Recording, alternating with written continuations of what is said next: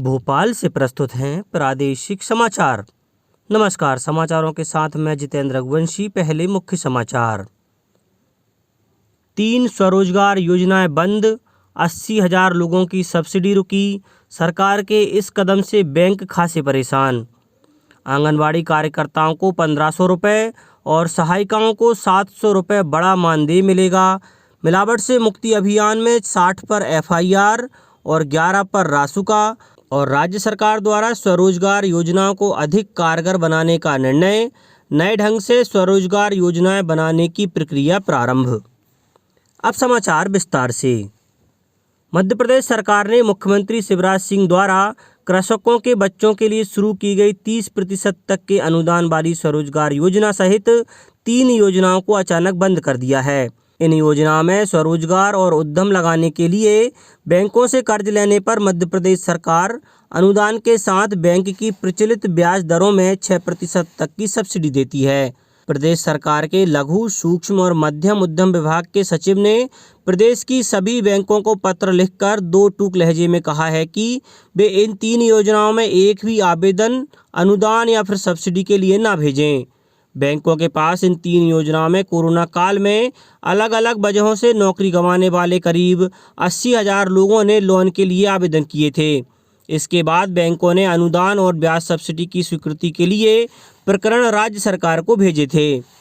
राज्य सरकार ने बैंकों को भेजे गए पत्र में कहा है कि इन 3 योजनाओं के तहत जिन प्रकरणों में राज्य सरकार से सब्सिडी और अनुदान की स्वीकृति मिल चुकी है उनका वितरण भी रोक दिया जाए। साथ ही नए आवेदकों के प्रकरण अनुदान और ब्याज सब्सिडी के लिए न भेजे जाएं। सरकार के इस कदम से बैंक खासे परेशान हैं, क्योंकि जिन 80,000 लोगों ने इन 3 योजनाओं के तहत आवेदन किए थे उनमें से करीब 35,000 प्रकरण तो ऐसे हैं जिनमें राज्य सरकार से अनुदान की मंजूरी मिल भी चुकी है।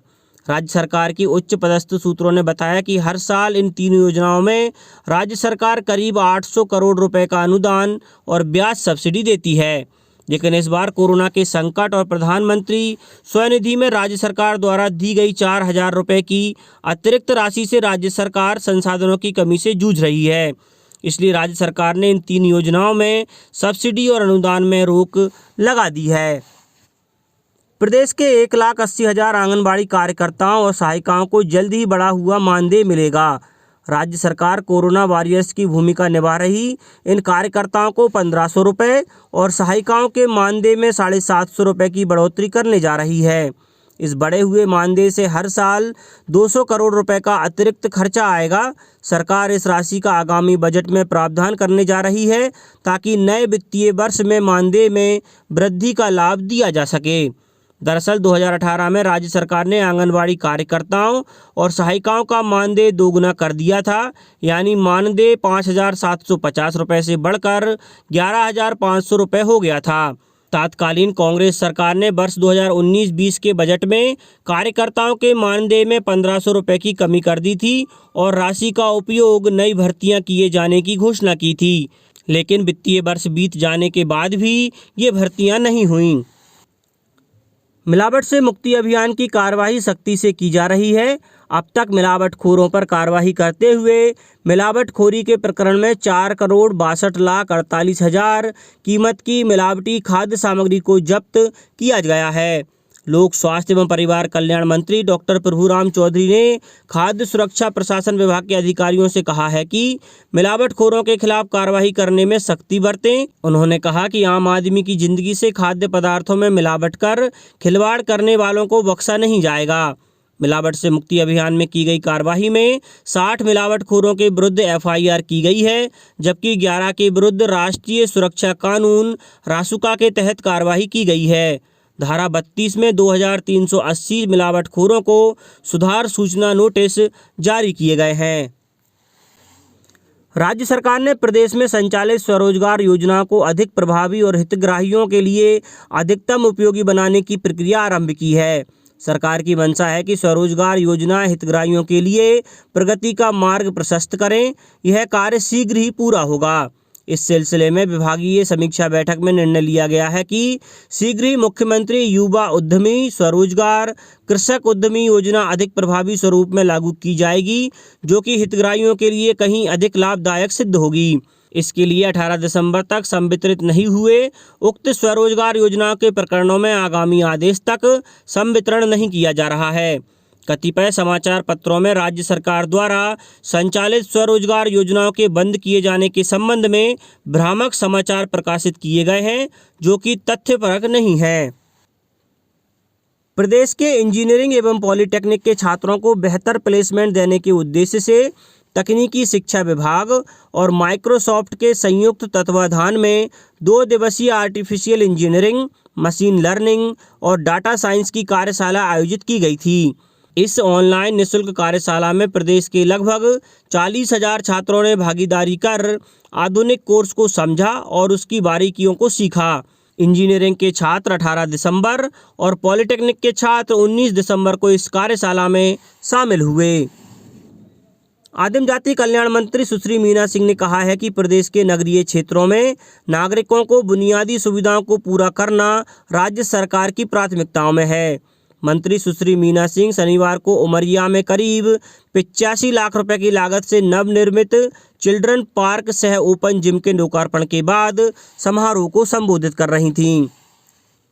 तेल विपणन कंपनियों ने 15 दिसंबर को हुई द्रवित पेट्रोलियम गैस के दामों में 50 रुपए की बढ़ोतरी का बोझ पूरी तरह से ग्राहकों पर डाल दिया है। बढ़ोतरी के बाद अब 14.2 किलोग्राम के रसोई गैस सिलेंडर के दाम 700 रुपये हो गए हैं। यह सारी कीमत आपको अपनी जेब से देनी होगी। 6 साल में पेट्रोल 17.5% महंगा हुआ है, जबकि रसोई गैस 55% महंगी हो चुकी है, यानी पेट्रोल से 3 गुना महंगी। साल 2020 विदाई की ओर है और साल का सबसे छोटा दिन आज होगा और खगोल विज्ञान के क्षेत्र में 800 साल बाद एक बड़ी घटना होने जा रही है।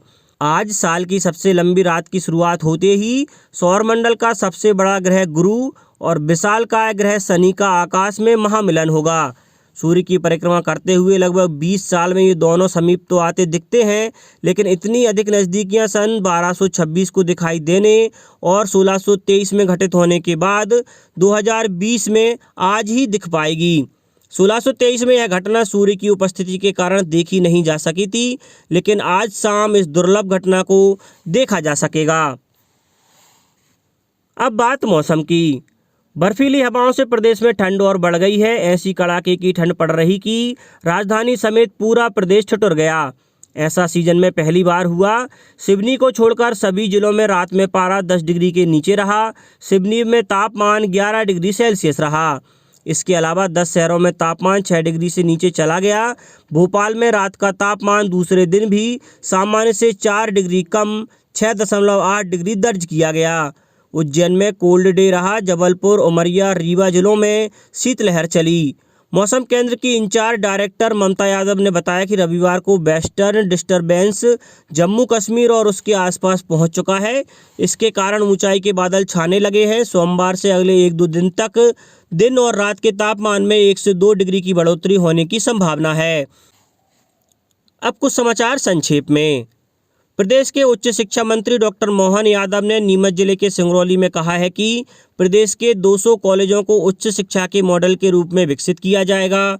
प्रदेश के उच्च शिक्षा मंत्री ने नीमच जिले के सिंगरौली में 1 करोड़ 33 लाख रुपए की लागत से नवनिर्मित नवीन कॉलेज भवन का लोकार्पण किया। उमरिया जिला प्रशासन ने युवाओं को पुलिस आरक्षक भर्ती के लिए प्रशिक्षण के लिए जिलों के थानों में स्क्रीनिंग कराई। और शिवपुरी जिले में राष्ट्रीय क्षय उन्मूलन कार्यक्रम के अंतर्गत टीबी हारेगा देश जीतेगा अभियान शुरू किया गया है।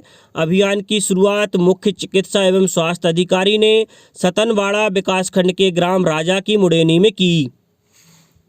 अंत में मुख्य समाचार एक बार फिर। 3 स्वरोजगार योजनाएं बंद, 80,000 लोगों की सब्सिडी रुकी। सरकार के इस कदम से बैंक खासे परेशान। आंगनवाड़ी कार्यकर्ताओं को 1500 रुपये और सहायिकाओं को 750 रुपये बड़ा मानदेय मिलेगा। मिलावट से मुक्ति अभियान में 60 पर FIR और 11 पर रासुका। और राज्य सरकार द्वारा स्वरोजगार योजनाओं को अधिक कारगर बनाने का निर्णय। नए ढंग से स्वरोजगार योजनाएं प्रारंभ करने की प्रक्रिया प्रारंभ। इस बुलेटिन में इतना ही। घर पर रहिए, सुरक्षित रहिए और सुनते रहिए प्रादेशिक समाचार। नमस्कार।